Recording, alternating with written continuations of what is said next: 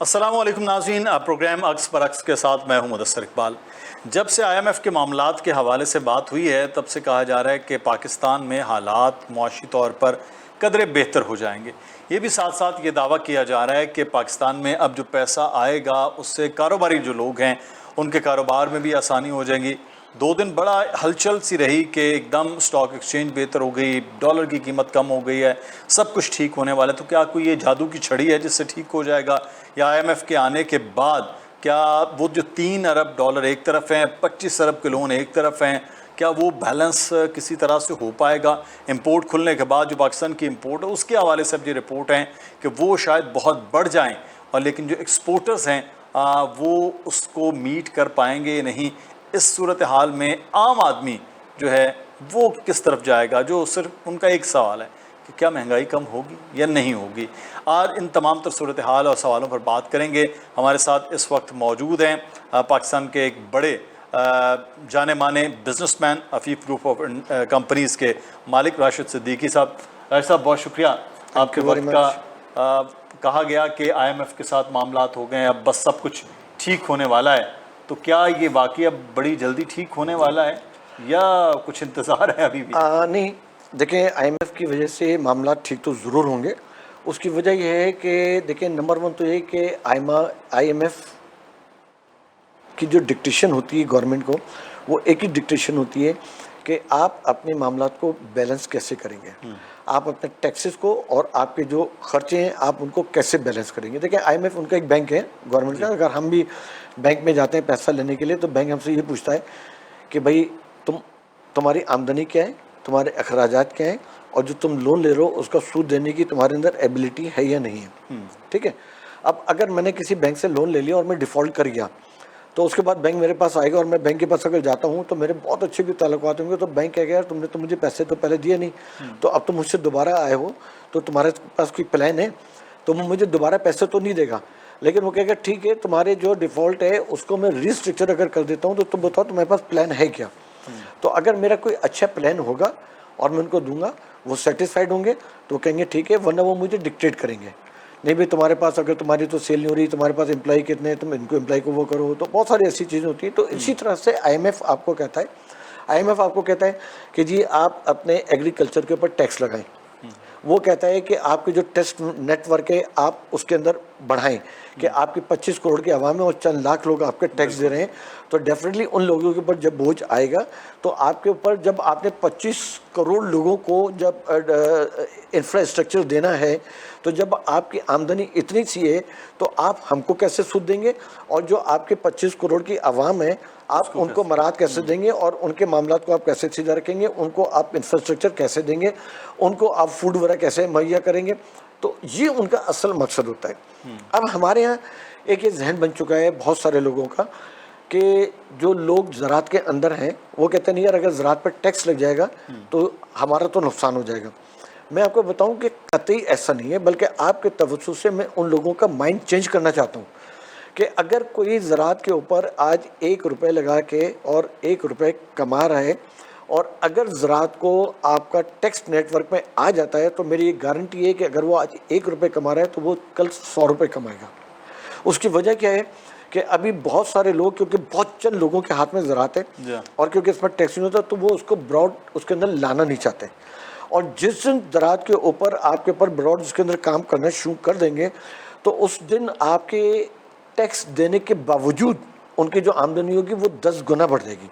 देखिए मैं आपको एक छोटी सी मिसाल देता हूँ कि हमारी 22 से 25 करोड़ की आवाम है, हमारे पास मीठे पानी के दरियाओं के जाल बिछे हैं। ठीक है, हमारे पास दुनिया की 60% यूथ है और ब्लू कॉलर जॉब हमारे पास मौजूद है, लेकिन उसके बावजूद भी हमारे पास बेरोज़गारी है। हम $6 बिलियन का एडिबल ऑयल मंगा रहे हैं, हम सफ़ेद चना इंपोर्ट कर रहे हैं, हम दाल चना इंपोर्ट कर रहे हैं, बिल्कुल। हम गंदम कभी एक्सपोर्ट करते हैं, उसके बाद वही गंदम हम दोबारा इंपोर्ट कर लेते हैं। हम सेब इंपोर्ट कर रहे हैं, हम अंगूर इंपोर्ट कर रहे हैं, हमारे पास दुनिया के बेहतरीन मैंगो है, हम मैंगो के जूसेस इंपोर्ट कर रहे हैं, हमारा कीनू दुनिया के बेस्ट कीनू है और हम कीनू के जूसेस इंपोर्ट कर रहे हैं। हम एक ऐसे मुल्क से पानी मंगा के प्राइड फील करते हैं जिस मुल्क में मीठे पानी का नामो निशानी नहीं है। वो एक समुंदर का के चारों तरफ का घिरा हुआ मुल्क है, छोटा सा मुल्क है, और हम उसका पानी इंपोर्ट करके पी के हम अपने आप को बड़ा प्राइड फील करते हैं। तो यहाँ पे अगर हमारा माइंडसेट चेंज हो जाता है तो जो पानी नॉर्दर्न एरियाज का हमारे पास है वो दुनिया का बेस्ट पानी है। बिल्कुल हम pure mineral water, pure mineral है ना। आज हम ये समझते हैं कि नहीं यार हमारी $22 बिलियन की टेक्सटाइल है और हम एक्सपोर्ट दिए वो सिर्फ और सिर्फ टेक्सटाइल से करके पैसा कमा सकते हैं। ये बिल्कुल गलत है। अगर आज आप अपनी ज़राअत को फ़रोग दे देंगे तो आपके पास दुनिया के बेहतरीन फल हैं, आपके पास दुनिया का बेहतरीन चावल है, आपके पास दुनिया की best labour free of leather free of cost मौजूद है। क्योंकि जब आपके 25 करोड़ आवाम जब कुर्बानी करती है तो उसकी जितनी खालें निकलती हैं उसकी कोई कॉस्ट नहीं होती और वो बेस्ट आपकी खाल होती है। तो इन चीज़ों के ऊपर अगर गवर्नमेंट बिजनेसमैनों के साथ मिलके एक थिंक टैंक बनाए और उस थिंक टैंक के तहत उस थिंक टैंक में तमाम एक्सपोर्टर्स और तमाम स्टेक होल्डर होने चाहिए। पॉलिटिशियंस भले उसके अंदर आए, फोर्सेस के लोग भले उसके अंदर आए, लेकिन उसके अंदर स्टेक होल्डर का आना जरूरी है, जिन्होंने करना है काम। जिन्होंने करना है। ये हो क्यों नहीं पाता सिद्दीकी साहब कि ये देखिए पूरा आइडिया आपने पिछले 3 मिनट में ये बता दिया कि ये चीज़ें हो सकती हैं। मुझे बड़ा सादा लग रहा है, देखने वालों को बहुत सादा लग रहा है, हो क्यों नहीं पाता? देखिए हो इसलिए नहीं पाता कि मैं आपको एक बात बताऊं कि जितनी भी गवर्नमेंट आती हैं उनमें से कोई भी गवर्नमेंट 100% काम अच्छे नहीं करती और कोई भी गवर्नमेंट 100% काम खराब नहीं करती। सही, ठीक है। तो अगर आज की तारीख में हमारे पास कोई नेशनल पॉलिसी नहीं है, आज की तारीख में हमारे पास बिजनेस का कोई थिंक टैंक नहीं है, आज की तारीख में हमारे पास जब भी बजट आता है तो बजट की तजावीज़ बिजनेस से मांगी जाती है ना, वो सिर्फ और सिर्फ आई वॉश होता है। देखिए मैं काटी का प्रेसिडेंट रह चुका हूँ, मैं एपीसीआई के बहुत अच्छी पोस्ट पर रह चुका हूँ, मैं फूड एसोसिएशन और पाकिस्तान का आज प्रेसिडेंट हूँ, मैं Karachi business forum and think tank का प्रेसिडेंट हूँ। जब बजट आता है तो एक फॉर्मेलिटी पूरी करने के लिए जो भी वज़ीर ख़जाना होता है वो कहता है जी, काटी वालों से कहता है आप अपने प्रपोजल भेज दें। अब हम अपने 10 बंदे भेज के और हम इतना बड़ा बंडल बना के उनको बजट की तजावीज़ भेजते हैं। फिर वो लाठी से मांगते हैं, फिर वो फबाटी से मांगते हैं, फिर वो साइट एसोसिएशन से मांगते हैं, फिर वो एपीसीसीआई से मांगते हैं, फिर वो चैम्बर ऑफ कॉमर्स से मांगते हैं, फिर वो टाइल एसोसिएशन से मांगते हैं, फिर वो टावल एसोसिएशन से मांगते हैं। तो मैं आपको लिटरली बता रहा हूँ कि जब वो तमाम तजावीज़ उनके पास जाती हैं तो ऐसे 3 कमरे उनके लिए कम पड़ जाएंगे। तो जो वज़ीर ख़जाना होगा और उसकी जब चंद आदमियों की टीम होगी तो उस टीम के लिए इतनी तजावीज़ को पढ़ना और उसके ऊपर फैसला करना नामुमकिन काम है। ठीक है। तो इसका मतलब हो गया सारी फॉर्मेलिटी हो गई। तो जब आप बजट बना रहे हैं और विदाउट स्टेक होल्डर के बना रहे हैं तो फिर आप अच्छा बजट बना ही नहीं सकते। सही। ये बिल्कुल ऐसा है कि आप क्रिकेट के मैच खेलने के लिए जा रहे हैं और जो कोचेज हैं वो आपने हॉकी के बैठाए हुए हैं, सेलेक्टर आपने हॉकी के बैठाए हुए हैं। तो जो हॉकी के कोचेज होंगे, जो हॉकी के सेलेक्टर होंगे, तो वो अगर क्रिकेट की टीम को चूज़ करेंगे तो एक अच्छी टीम चूज़ नहीं कर पाएंगे। तो ये सूरत हाल हमारे साथ इस तो वक्त अब और पहले भी। क्योंकि ये जब जितनी गवर्नमेंट आती है और क्योंकि हमारे पास इकोनॉमी की जो पॉलिसी है वो नेशनल पॉलिसी का हिस्सा नहीं है, तो उसकी वजह से क्या होता है कि जब किसी गवर्नमेंट ने कोई अच्छे काम करे और वो गवर्नमेंट चली गई तो अब वो गवर्नमेंट जो नई गवर्नमेंट आएगी वो कहेगी यार ये तो काम बहुत अच्छे कर गए, अगर ये प्रोजेक्ट इनका कामयाब हो गया तो नेक्स्ट इलेक्शन के अंदर ये हमको प्रॉब्लम देगा और इनके लिए बहुत पॉजिटिव होगा, तो इन प्रोजेक्ट को तो तुम खत्म कर दो। सही। तो उन प्रोजेक्ट के ऊपर हमारे बिलियंस ट्रिलियंस रुपीस लग चुके होते हैं। वो पैसे मेरे और आपके होते हैं, वो पैसे इनके होते हैं, वो पैसे इनके होते हैं, वो पैसे ज़ाय हो जाते हैं। ठीक है। तो इसके लिए ज़रूरत है कि जिस दिन आपकी इकोनॉमिक पॉलिसी आपकी नेशनल पॉलिसी का हिस्सा बन जाएगी तो उसके बाद कोई भी गवर्नमेंट आएगी उस पॉलिसी को चेंज नहीं करेगी तो जाके आप एक अच्छी मईशत कल देख सकते हैं। अच्छा, तो पोटेंशियल इतना है पाकिस्तान में जब कहा जा रहा है कि ये सबसे बड़ा एक्सपोर्ट, जैसे टेक्सटाइल आपने जिक्र किया, बाकी थोड़े थोड़े 200 या उससे भी कम की $1 बिलियन की चल रही है, तो वो जो कहा जाए कि 100 बिलियन तक ले जाया जा सकता है, कैपेसिटी है पाकिस्तान? देखिए पाकिस्तान में बहुत ज़्यादा कैपेसिटी है और मैं आपको दूसरी चीज़ एक चीज़ ये बताऊं कि हमको सिर्फ फोकस एक्सपोर्ट पे नहीं करना चाहिए, बल्कि अगर हम अपनी मैन्युफैक्चरिंग यूनिट के ऊपर, अपनी मैन्युफैक्चरिंग जो हमारी सनत है, अगर हम उसके ऊपर भी काम करें और अगर हम अपनी इंपोर्ट को भी डिक्लाइन करें, ठीक है, तो जब आप अपनी आपकी जितनी आपकी मैन्युफैक्चरिंग की यहाँ पे वो बढ़ेगी, मराद बढ़ेंगी, तो वो या तो आपकी एक्सपोर्ट को इंक्लाइन करेंगी या आपकी इंपोर्ट को डिक्लाइन करेंगी। उन दोनों सूरत में आपके मुल्क का फ़ायदा है।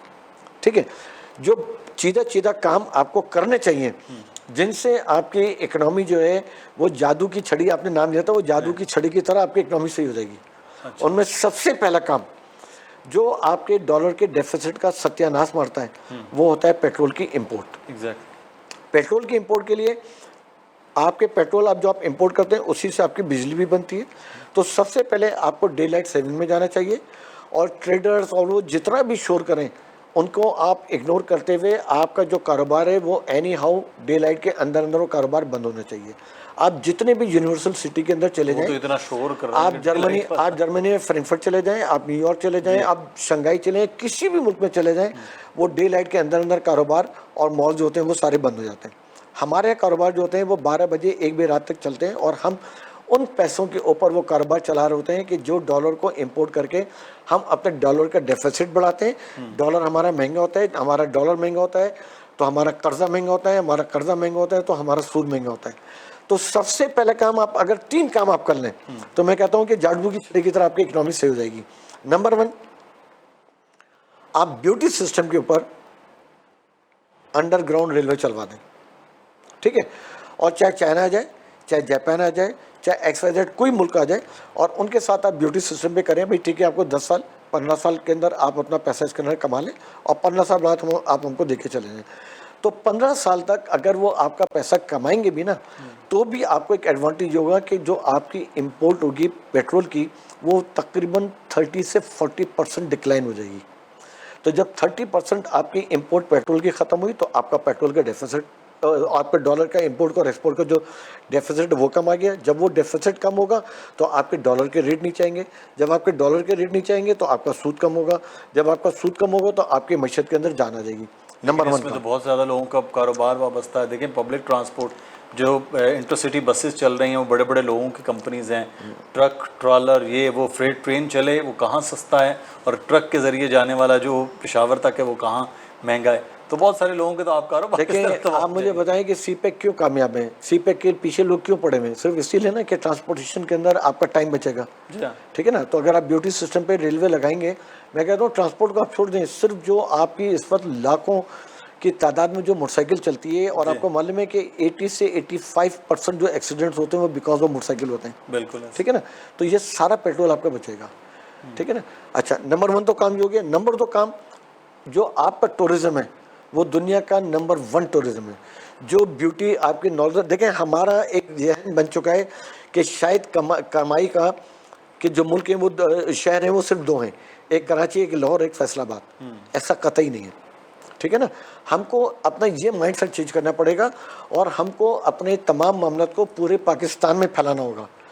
अगर आप नॉर्दर्न एरियाज़ के अंदर चले जाएं तो जो आपके नॉर्दर्न एरियाज़ की ब्यूटी है वो आपको पूरी दुनिया में नहीं मिलेगी, ठीक है। अगर आपने वहाँ पे एक इंफ्रास्ट्रक्चर दे दिया और आप बिजनेसमैनों को फ्री ऑफ कॉस्ट लैंड दे दें और बोले भाई तुम यहाँ पे 5 स्टार होटल बनाओ, ठीक है, रोडें आप बना दें। देखिए इस वक्त अगर कोई टूरिज्म आता है ना, टूरिस्ट आता है, तो वो जिन होटल में जाता है वहाँ पे उसको अच्छे बाथरूम नहीं मिलते, उसको अच्छी क्रॉकरी नहीं मिलती, उसको एक हाइजेनिक फूड नहीं मिलता। लेकिन उसके बावजूद भी लोग पाकिस्तान के नॉर्दर्न एरियाज़ को और पाकिस्तान को उसको प्रीफर करते हैं। आपके पास दुनिया के बेहतरीन पहाड़, आपके पास दुनिया के बेहतरीन जंगलात, आपके पास दुनिया के बेहतरीन खंडरात, और आपके पास दुनिया के बेहतरीन झरने, और आपके पास दुनिया के बेहतरीन दरिया, और बेहतरीन कोस्टल हाईवे, ठीक है ना, और बेहतरीन कोस्टल हाईवे। और एक टूरिज्म के लिए अगर मैं किसी टूरिस्ट मुल्क में जाऊंगा या आप अपने बच्चों के साथ घूमने जाएंगे तो आप क्या देखेंगे? हम वही देखते हैं ना कि भाई अगर हम स्विट्जरलैंड जा रहे हैं तो हमको अच्छे अच्छे पहाड़ मिलेंगे, एक ग्रीनरी वहाँ पे मिल रही होगी। ये वो चीज़ें हैं जो पाकिस्तान के अंदर दुनिया की बेस्ट मौजूद हैं। लेकिन इसमें तो बड़ा एक सादा सी मैं आपको बताया कि अब मलेशिया में जाते हुए अगर आप वॉक करते हुए पहाड़ पे ऊपर जा रहे हैं तो ऊपर टॉप पर भी आपको एक बड़ा साफ़ सुथरा वॉशरूम मिल रहा है। पाकिस्तान में तो आपको जाकर बहुत फेमस जगह पर भी आपको वहाँ ये सहूलत नहीं है। तो इसकी जानिब भी बिल्कुल, ये छोटी सी चीज़ है जो आपने बात की है, इस पर भी तवज्जो नहीं हो रही है। और जिस दिन आपने इस पर तवज्जो दे दी तो जब आपका फॉरेनर्स आएगा तो देखें, एक फॉरेनर आता है ना तो सबसे पहले वो आपके एयरपोर्ट पे उतरते हैं तो आपको एयरपोर्ट का टैक्स देता है फॉरेन करेंसी में। उसके बाद वो टैक्सी हायर करेगा तो आपको डॉलर की सूरत में पैसा देगा, फिर वो होटल हायर करेगा आपको डॉलर के सूरत में पैसा देगा, फिर वो बाहर निकलेगा, कभी कमीज़ खरीदेगा, कोई पैंट खरीदेगा, कोई जूता खरीदेगा, वो सब आपको डॉलर देगा। और आप अपने आप को थोड़ा सा रिवाइंड करें, आप तो खैर यंग हैं, मैं बहुत पुराना हूँ, तो एक ज़माने में ज़ेना मार्केट में रशियंस आया करते थे। तो यकीन माने कि उस वक्त कम से कम 150 से 200 मनी चेंजर्स उस ज़ेना मार्केट के गिर्द 24 घंटे घूमते रहते थे। उस ज़माने में पीली टैक्सी आई हुई थी, वहाँ पे चारों तरफ पीली टैक्सियों का बेतहाशा बिजनेस होता था और सिर्फ उस एक मार्केट से डेली बेसिस के ऊपर लाखों डॉलर आया करते थे, डेली बेसिस के ऊपर, और छोटी सी मार्केट थी। तो जिस दिन आपने अपनी कॉटेज इंडस्ट्री को, जिस दिन आपने अपने टूरिज्म को, इन चीज़ों का आपने ज़रा सा फ़रोग दे दिया, तो आपके पास डॉलर की इतनी भरमार आएगी कि आप ये जो टेक्सटाइल वालों के हाथ जो ब्लैकमेल होते हैं कि उनको सारी सब्सिडी चाहिए, उनको बिजली भी सस्ती चाहिए, उनको पेट्रोल भी सस्ता चाहिए, उनको सूद फ्री लोन भी चाहिए, आप इन तमाम चीज़ों से निकलेंगे और आपका मुल्क कहाँ से कहाँ गिरो करेगा और आपके जो मुल्क से बेरोज़गारी का खात्मा होगा। और आपके एक चीज़ यहाँ पर बड़ी अहम है कि पाकिस्तान में बहुत ज़्यादा जिसको कहते हैं सफ़ेद हाथी भी तो हमने पाले हुए हैं। ऑपरेशन की बात की तो मुझे इसलिए याद आ गया कि पाकिस्तान स्टील मिल है, पाकिस्तान रेलवे है, PIA के हवाले से है, ये चीज़ें ये कहा जा रहा है कि जब तक इनको यही को 1100 अरब डॉलर तो ये खा जाते हैं, तो अगर इनका कम अज़ कम खसारा सालाना कम होगा तो पाकिस्तान के लिए बेहतर है। प्राइवेटाइजेशन होनी चाहिए ऐसे इदारों की, होनी चाहिए, बिल्कुल होनी चाहिए, बेहतर हो जाएंगे हालात। बिल्कुल हो जानी चाहिए। देखें हमारा एक माइंड सेट है कि अक्सर बिस्तर लोग कहते हैं अरे यार हमारा एयरपोर्ट किराए पे दे दिया यार, ये यार हमारा मुल्क बेच रहे हैं। Heathrow airport 25% share Qatar Airways के पास है, जी ठीक है ना। तो क्या इंग्लैंड के पास हमसे कम पैसे हैं? इंग्लैंड के पास तो बहुत पैसे हैं ना। तो ये दुनिया के अंदर होते रहते हैं और जिस दिन आप प्राइवेटाइजेशन के अंदर जाते हैं वहाँ पे आपका मेयार बेहतर होता है। वहाँ पे आपके देखें, अगर आपने एयरपोर्ट प्राइवेटाइज कर दिया, अगर आपने स्टील मिल प्राइवेटाइज कर दी, अगर आपने रेलवे को भी प्राइवेटाइज कर दिया, ठीक है, इससे क्या होगा?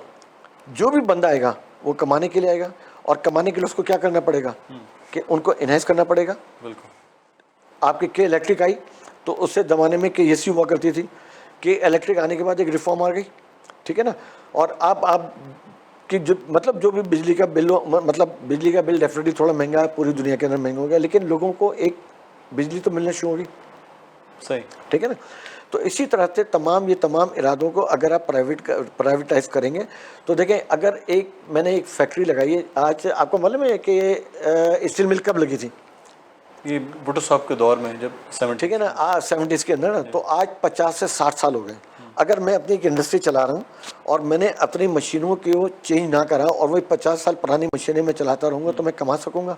नहीं कमा सकूँगा। तो एक तो मेरे पास 50 साल पुरानी मशीनों मैं उससे कमा भी नहीं रहा और मैं हर महीने जो है 4-4, 6-6 लोगों को और अपॉइंट करता रहूँ अपनी इंडस्ट्री के अंदर, तो मेरी इंडस्ट्री तबाह हो जाएगी, बर्बाद हो जाएगी। तो इसी तरह से स्टील मिल का हाल है कि जब स्टील मिल आपने 50-60 साल पहले लगाई थी तो वो टेक्नोलॉजी अलग होती थी, आज की टेक्नोलॉजी चेंज हो गई है।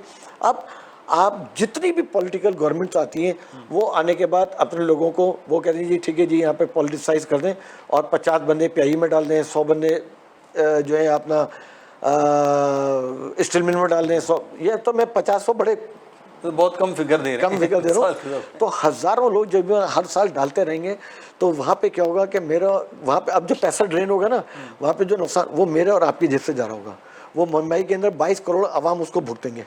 बिल्कुल। चंद अभी हमने ये देखा है कि PIA है, PIA के एक जहाज़ पे 500 बंदा एक जहाज़ पर फिक्स है, दूसरी जानिब जो प्राइवेट एयरलाइंस लोकल जो पाकिस्तान की हैं उस पे 25 लोग हैं, तो वो 500 का खर्च आवाम भुगत रही है टैक्स की सूरत में और वहाँ 25 लोग वैसी ही सर्विसेज दे रहे हैं जो लाहौर से इस्लामाबाद हो या लाहौर से दुबई या जद्दा तक हो।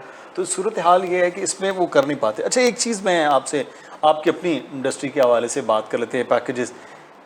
आपका एक यहाँ एक बड़ा नाम है आपकी अपनी इंडस्ट्री का, यहाँ क्या वाकई इतना स्कोप है आपके इसी काम के अंदर कि इसको ही एक्सपैंड किया जाए? जैसे अभी आपने मिसाल दी, बेहतरीन फ्रूट्स हमारा है, जूसेस हम बाहर से इम्पोर्ट कर रहे होते हैं, तो ये जो काम है ये करने की क्यों नहीं सोची गई? बिजनेसमैन हो गए, मैं कह रहा हूँ कि अगर आप पैकेजेस बना रहे हैं तो जूसेस क्यों नहीं बनाए जा रहे फिर पाकिस्तान में इस तरह? देखिए, लोग जूसेस बना रहे हैं, यहाँ पे हमको एक माइंड सेट चेंज करने की ज़रूरत है और हमको एक बहुत बड़ी समझ लें कि एक कैंपेन चलाने की ज़रूरत है कि बी पाकिस्तानी बाई पाकिस्तानी, कि मतलब एक ऐसी कैंपेन चलाने की ज़रूरत है जहाँ पे लोगों के अंदर एक जज्बात आए पाकिस्तान के लिए।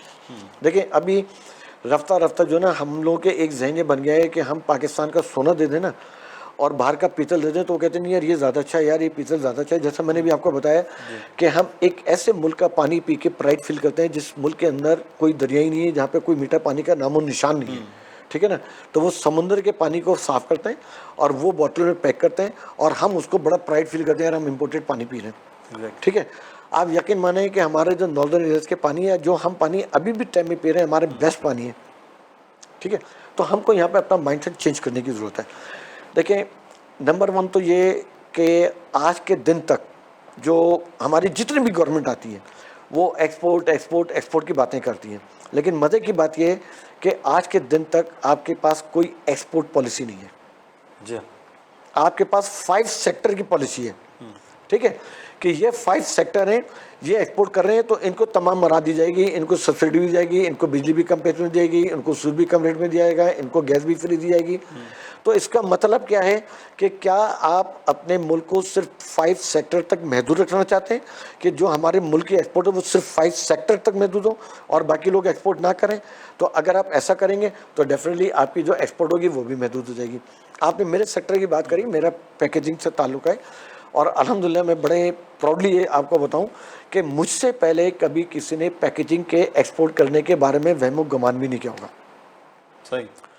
मैं जब रज़ाक दाऊद साहब से मिला तो उस वक्त मैंने उनसे कहा कि भाई रज़ाक साहब आपने एक्सपोर्टर्स को मरा दी हुई है और मैं तो पैकेजिंग एक्सपोर्ट कर रहा हूँ, दुनिया के 11-12 मुल्कों में एक्सपोर्ट कर रहा हूँ, तो आप मुझे भी वो मरा दें, मुझे भी सब्सिडी।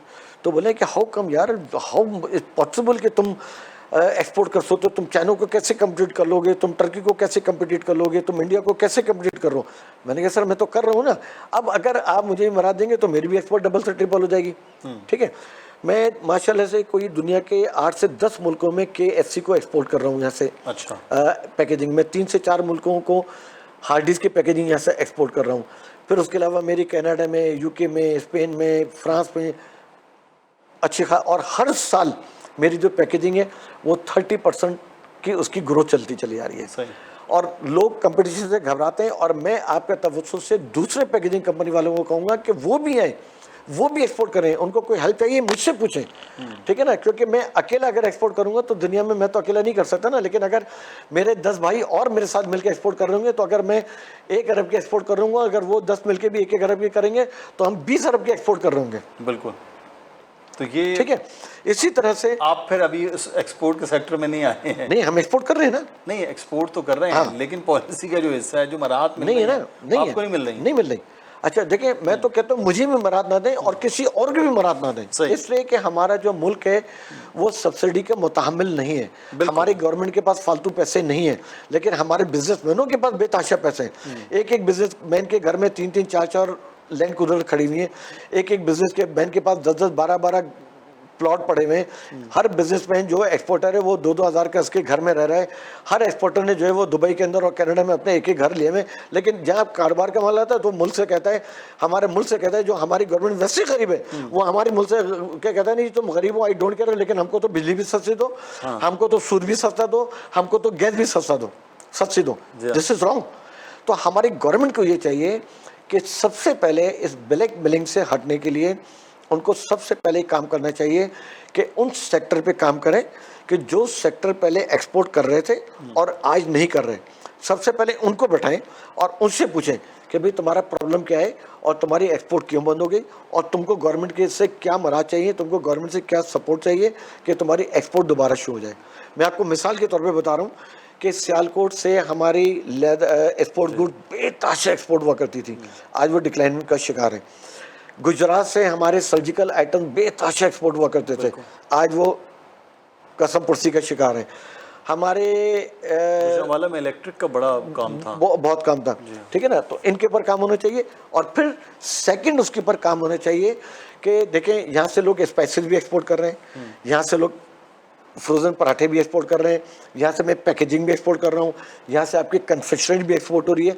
तो इसके अंदर उनको एक बिजनेसमैनों का थिंक टैंक बनाना चाहिए और थिंक टैंक बनाने के बाद वो टॉप के, एक मशवरा दूंगा मैं आपके तवज्जो से दूंगा कि टॉप के 5 टेक्सटाइल के एक्सपोर्टर्स को बढ़ाएं, टॉप के 5 लेदर के एक्सपोर्टर्स को बुलाएं, टॉप के 5 पैकेजिंग एक्सपोर्टर्स को बुलाएं, टॉप के 5 जो आपके एक्सपोर्ट कर रहे हैं, क्या कहते हैं, स्पाइसेस, जो कन्फ्रेंस, उन सबको बुलाएं और उन सबके बुलाने के बाद उन सब, क्योंकि वे सारे स्टेक होल्डर हैं, उन सबके साथ इंटरएक्टिव सेशन करके भले 1 महीना करें और उसके अंदर बड़े बड़े इकोनॉमिस्ट को बिठाएं, ठीक है, और उसके बाद उनसे कहें यार तुम मशवरा दो कि तुम्हारा कारोबार कैसे बढ़ेगा, ठीक है ना। तो अगर मैं कोई मशवरा दे रहा हूँ कि मेरा कारोबार कैसे बढ़ेगा, मेरी एक्सपोर्ट बढ़ रही है, तो आपका प्रॉब्लम सॉल्व हो रहा है। तो जिस दिन हम एक थिंक टैंक बनाएंगे और इन तमाम स्टेक होल्डर्स को बैठ के बनाएंगे और उसके अंदर मैं कहता हूँ भले पॉलिटिशियंस भी हों, वज़ीर ख़जाना भी हों, लेकिन एक अफसोस की बात यह है कि हमारे मुल्क में पिछले कोई 15-20 साल में कोई भी एक वज़ीर ख़जाना इकोनॉमिस्ट नहीं आया, जबकि जो भी आता है ना वो चार्टर्ड अकाउंटेंट होता है। चार्टर्ड अकाउंटेंट कभी भी एक अच्छा इकोनॉमिस्ट नहीं हो सकता। देखिए, जो चार्टर्ड अकाउंटेंट होता है उसका काम होता है कि जितना पैसा आ रहा है उसको मैं मैनेज कैसे करूं, लेकिन जो इकोनॉमिस्ट होता है ना वो कहता है कि नहीं यार, अगर पैसा आ रहा है 1 रुपये और मेरी ज़रूरत है 2 रुपये, तो अब मैं कैसे मामलात करूं, मैं कैसे बजट बनाऊं कि मेरी आमदनी और मेरे एक्सपेंसेस का जो डेफिसिट है वो कैसे कम होगा। तो ये इसके ऊपर शायद उस तरह तवज्जो कभी नहीं रही कि चार्टर्ड अकाउंटेंट अपने हिसाब से हिसाब किताब में सोच रहा है और इकोनॉमिस्ट जो है वो पैसा बनाने में और मैनेज करने का वो, लेकिन ये वो प्रॉब्लम रहा है इसमें।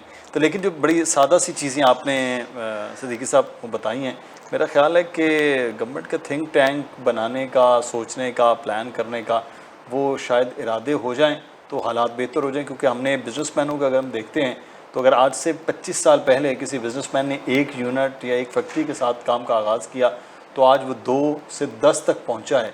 तो पाकिस्तान में वो चीज़ें पाकिस्तान की गवर्नमेंट की सतह पर वो नहीं हो पाती। तो फिर लम्हा फिक्रिया है कि प्रॉब्लम पाकिस्तान में ना टैलेंट का है, ना बिजनेसमैनों की सोच का है, ना यहाँ काम करने वालों को मसाइल का है, सिर्फ हुकूमत के विजन का है। मैं नीयत नहीं कहते, नीयत सबकी उनकी भी पाकिस्तान के हवाले से ठीक होगी, विजन क्या है कि विजन ठीक नहीं जा रहा। नहीं, विल। अच्छा, विजन तो देखिए, विजन तो इनके पास मौजूद है। उसकी वजह क्या है कि जितने बिजनेसमैन हैं कोई नुकसान में नहीं है, जितने पार्लियामेंटेरियंस हैं उनके सबके अपने अपने कारोबार हैं, कोई नुकसान में है, जितने जो भी लोग स्टेक होल्डर इस वक्त ऊपर बैठे हुए हैं उनमें से किसी का भी कारोबार नुकसान में नहीं है ना, और वही लोग आपके मुल्क चला रहे हैं। तो जब उनका कारोबार चल रहा है उनके का, तो फिर मेरा मुल्क क्यों नुकसान में, ठीक है ना। तो उनका विजन तो है, अगर उनका विजन नहीं होता तो उनका कारोबार भी नहीं होता, अगर उनका विजन नहीं होता तो उनके कारोबार भी नाकाम होते हैं, ठीक है। तो गवर्नमेंट की विल नहीं है। लेकिन लोगों को सादा भी होता है कि बहुत ज़्यादा बाहर के हमारे ओवरसीज़ बैठते हैं, वो यहाँ आकर 2 करोड़ से लेकर 10 करोड़ तक रियल स्टेट में इन्वेस्टमेंट करते रहे हैं, बाकी इंडस्ट्री के अंदर या कारोबार में इन चीज़ों में आकर वो इन्वेस्टमेंट नहीं कर रहे होते। इसकी क्या वजह है?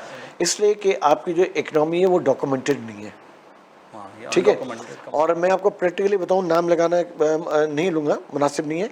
एक बहुत बड़ी कंपनी आई आज से कोई 20-25 साल पहले पाकिस्तान के अंदर, और वो समझ लें कि उस वक्त मुझे याद है कि 8 से 10 बिलियन डॉलर लेके आए थे। अच्छा, ठीक है। और उन्होंने यहाँ पे 6-7 बड़े अच्छे टॉप के कॉन्सर्ट खोले थे और पूरे पाकिस्तान में उन्होंने एक नेटवर्क बनाया था।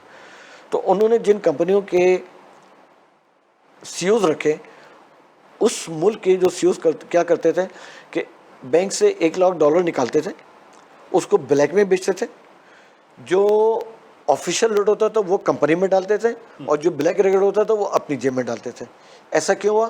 क्योंकि आपकी जो इकोनॉमी है वो डॉक्यूमेंटेड नहीं है जी। एक बंदा, अगर आपकी एफडीआई इसलिए नहीं आएगी कि देखें, अगर कोई बंदा अमेरिका से आ रहा है, कोई बंदा इंग्लैंड से आ रहा है, कोई बंदा जापान से आ रहा है, कहीं से भी आ रहा है, तो जब वो पैसा लेके आएगा और वो कहेगा यार कि यहाँ पे तो मैं जिनको एम्प्लॉय रख रहा हूँ वो भी टैक्स नहीं दे रहे हैं, अगर मैं किसी मतलब, क्योंकि आपकी इकोनॉमी डॉक्यूमेंटेड नहीं है ना, तो उसकी वजह से वो जितने भी एफडीआई आते हैं वो मायूस होकर थोड़े दिन के बाद वापस चले आते हैं और बड़ा ठीक ठाक नुकसान करने के लिए जाते हैं। देखिए, कारोबार बढ़ता है वर्ड ऑफ माउथ से।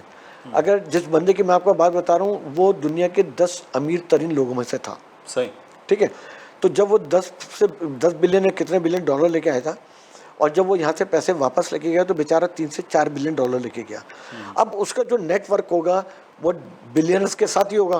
तो अगर उनमें से किसी ने उसके साथ बैठ के कभी कह दिया यार मैं पाकिस्तान में फलां बिजनेस स्टार्ट कर रहा हूँ, XYZ कर रहा हूँ, तो वो उनको क्या कहेगा?